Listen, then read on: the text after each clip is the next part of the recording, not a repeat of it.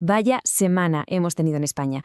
Una de esas semanas de contrastes brutales. Por un lado, marcada por la tragedia, por el luto, y por otro, de repente, por una fortaleza económica que casi nadie se esperaba. Vamos a analizar qué ha pasado exactamente.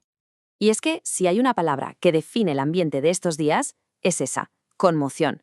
El país entero arrancó la semana bajo una sombra de dolor, de mucha confusión. Todo empieza con un número que hiela la sangre, 41. Un número que pone en perspectiva la magnitud de la tragedia humana que ha centrado toda la atención esta semana. Vamos a empezar por lo que ha pasado aquí, dentro de casa, porque han sido dos crisis, una detrás de otra, que han puesto a prueba la capacidad de respuesta y el ánimo de todo el país. El golpe más duro, sin duda, ha sido este gravísimo accidente en Adamuz, en Córdoba. El choque entre un tren Irio y un Alvia no solo se ha llevado por delante demasiadas vidas, sino que ha generado un caos tremendo en una de las líneas de tren más importantes de España. Claro, la pregunta que todo el mundo se hace es: ¿qué falló?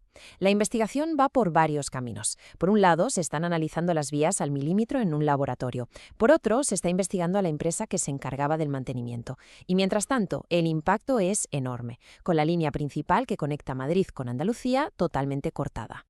Y por si esto fuera poco, mientras el país intentaba asimilar la tragedia del tren, la naturaleza golpeó con una fuerza increíble. A mitad de semana llegó la borrasca Ingrid, sumando una capa más de crisis a la situación.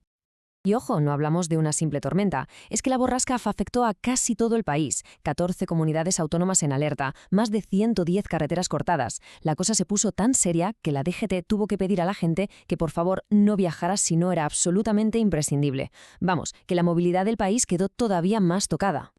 Y aquí, justo aquí, es donde la historia de la semana da un giro de 180 grados. En medio del dolor, en medio del caos, de repente empiezan a salir datos económicos que, la verdad, no esperaba nadie. Mirad este gráfico porque es para no creérselo. Según informes que han publicado esta misma semana BBVA y CaixaBank Research, España va a ser la segunda economía avanzada que más crecerá en 2026. La segunda, solo por detrás de Estados Unidos y muy, pero que muy por encima de la media de la Unión Europea. Una noticia que choca, la verdad. Entonces, la pregunta es, ¿de dónde sale esta fuerza? Pues los analistas señalan tres cosas clave: el consumo interno, que aguanta muy bien, unas cifras de empleo que son bastante sólidas y, fundamental, el motor de los fondos europeos, que sigue metiendo dinero en movimiento en la economía. Pero claro, toda esta fuerza económica de aquí no vive en una burbuja. El panorama fuera de España se está poniendo complicado, y esas complicaciones pues ya están empezando a notarse. Para entender lo que pasa hay que hablar de un concepto que suena mucho últimamente, la doctrina Trump, que básicamente es usar la economía, el dinero, los aranceles, como arma para conseguir objetivos políticos. Lo hemos visto con el tema del gasto en la OTAN, en disputas territoriales. Es una forma de hacer política exterior bastante directa.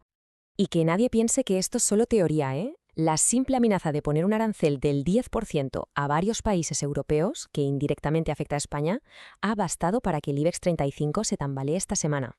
Ha generado bastante nerviosismo en los mercados. Esta tensión también se nota en la diplomacia. Un ejemplo clarísimo lo tenemos en la crisis de Venezuela.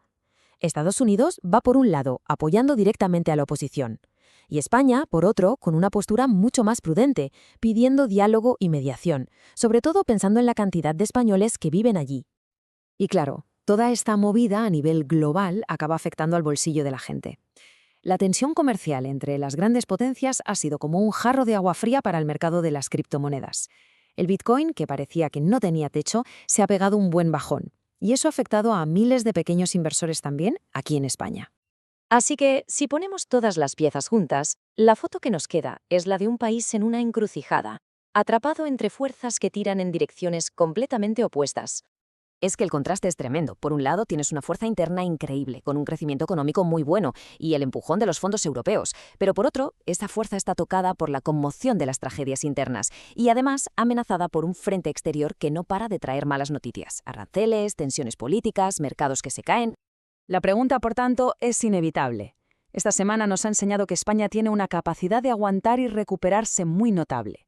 Pero la gran duda, la que queda en el aire, es si esa resiliencia que tenemos dentro será suficiente para navegar en unas aguas internacionales que cada vez están más revueltas.